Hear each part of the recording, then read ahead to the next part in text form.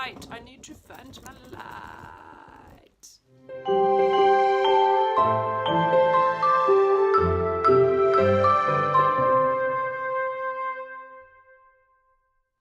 Hey guys, welcome to another episode of Weaverly Way. I was a little late getting this video out. I thought I would talk about, since I'm going to go to my ballet class, technique followed by pointe, I thought I would talk about it right now, starting ballet as an adult in my advanced years. Exercise is super important. I don't think I need to explain why. At this point, we all know exercise is pretty much essential to one's health. And I am a firm believer in it not being something super painstaking and actually being fun. And I am not a big fan of running. Hiking is okay if I'm with friends. Walking is great. Dance was always something I wished I had continued to pursue. I gave it up at like 6 years old because I didn't like my dance teacher in my hometown, and that was kind of it. Much to the surprise of many, I actually was a cheerleader in high school for a while, so there was some dance involved with that. And then I got really involved with the plays and musicals, and I danced some in those shows. And I took a modern dance class that I absolutely loved in college. And then eventually I got a block of 10 classes at the New Jersey Ballet in Livingston Center. So I took those and fumbled through. And then after that, cut to 10 years later, I studied for about 9 months with someone I know who is a great teacher. She's also an actor and a choreographer. It was uncomfortable because I was definitely the oldest one. Sometimes I wasn't, but most of the time I was the oldest one by like at least 15 years. Other students were in their teens and they were really good and also on point for center work. So I felt super behind, but it was okay. I muddled through, and you know, we can't compare ourselves to others, I know.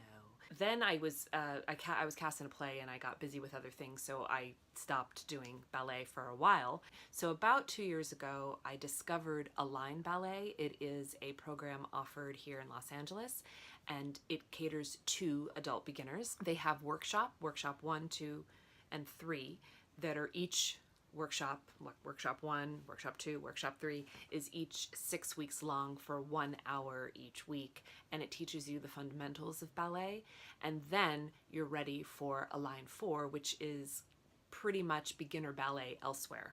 So their workshops, I would compare them to ballet basic classes that you'll find for adults, and Open Class 4 I would say is a lot like a beginner ballet class. And then they also have Align 5, which is like an intermediate/advanced level. I'm on 2 different programs actually in Los Angeles. I take classes with Align, and I also found a teacher who has just her own program at Studio A Dance in Silver Lake, and I also go there and I take pointe with her. It is so flippin' and difficult. It is like the hardest thing. I sometimes I'm like, why am I even doing this? But it is worth it. When you see those little wins, those little victories, it's so worth it. Because of that, it's probably the most rewarding. And ballet is everything pretty much stems from ballet. But I thought if you are interested in pursuing a hobby in beginner ballet as an adult and think it would be a great workout for you, I have a few pointers. So if you know nothing at all about ballet, or if it has been a very long time, I highly recommend either you take a basic class or like for a few times just to get those fundamentals down so you understand what everything is. Because if you just go straight into a regular beginner ballet adult class, chances are you won't be able to catch up that easily, just because they're going to expect certain terminology to be understood. They're going to expect you to know what en croix is. They're going to expect you to understand double frappe versus single and just things like that. It will be so much easier to learn the combinations if you just have that foundation. And as I said, if you're in Los Angeles, you can always do that with the Align workshops, or you can just take a ballet basic class if you see them around your city, or also in Los Angeles. They're kind of all over the place. I also highly recommend Pilates, like most do. Just any kind of core work. You need a strong core. I myself, I had two abdominal surgeries over the past few years, and I feel like my core was kind of shot. So I'd like to blame my delayed progress on that. Maybe it's more than that, but I do think that has a lot to do with it. I'm definitely way better than I was when I started, and I'm perhaps being a little too hard on myself. But I do think core buildup is important just anyway in life, and flexibility, of course. And you'll get certain exercises for your feet. You do start with technique shoes. My ballet shoes are so gross and so dirty, but this is just a regular split sole, super dirty ballet slipper. These happen to be leather. They also come in canvas, and they'll last you a while in your technique class, I'd say. Some people claim that in the canvas ones, their big toe might poke through kind of quickly. I guess it just depends on how strong your feet are. Some people wear socks in technique class. I don't. I like to wear ballet slippers. I find that there's some support there, and it's better. Pointe is another whole story. So you want to be taking technique. That will never stop. You should just keep taking technique. Professional dancers, a lot of them will still wear ballet slippers for warm-up, or some other kind of sock or something for their warm-up. And then once they get to center, they'll put their pointe shoes on. But as an adult beginner, you're going to need to refine your technique. It's never ending, really. And that's why you'll never get bored of it.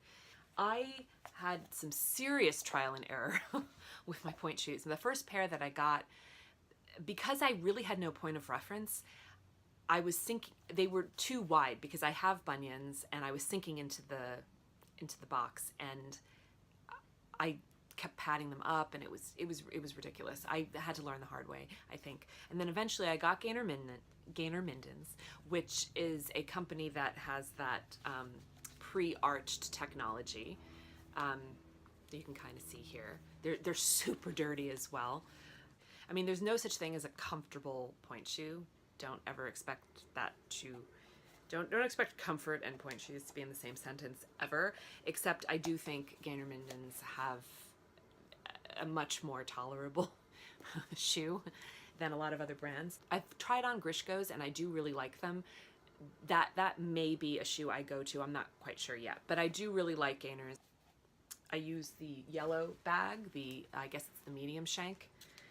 That's another whole thing. The shank strength will depend on you, and perhaps you could talk to a teacher first before purchasing these, because, you know, it's not a cheap hobby, but there you go. So professional ballet dancers burn through pointe shoes. I'm sure you've heard. A lot of them can go through like 3 in one performance. That's not going to happen with you, don't worry. And I really hope that's a goal of mine, to be like Jonathan Van Ness did with ice skating. He seems to be studying with somebody, and over the course of a year he really improved, and I would love to do that with ballet. You are going to need toe pads. My God, when you go to a dance store, it's kind of funny, when I went and I finally got the Gaynor Minden's, I had tried on about 8 different brands, maybe more than that. They were happy when I left. I was there for so long. They tend to sell ouch pouches, which are kind of the standard toe pad.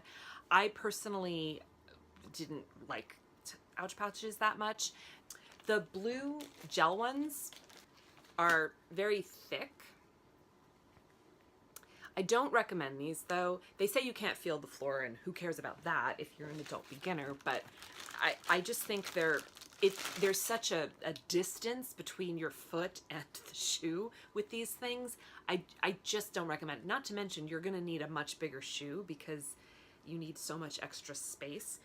This is not an ouch pouch, but it's a thinner toe pad that I don't like that much either. There is another kind of toe pad that is lamb's wool with the point having a little bit of gel in it, and those are fine. They're about $10. I think those are decent. My absolute favorite, though, are Perfect Point inserts.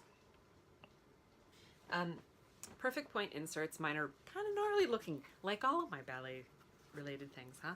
So these are them, and these things are amazing, and they've really caught on. A lot of professional dancers use them.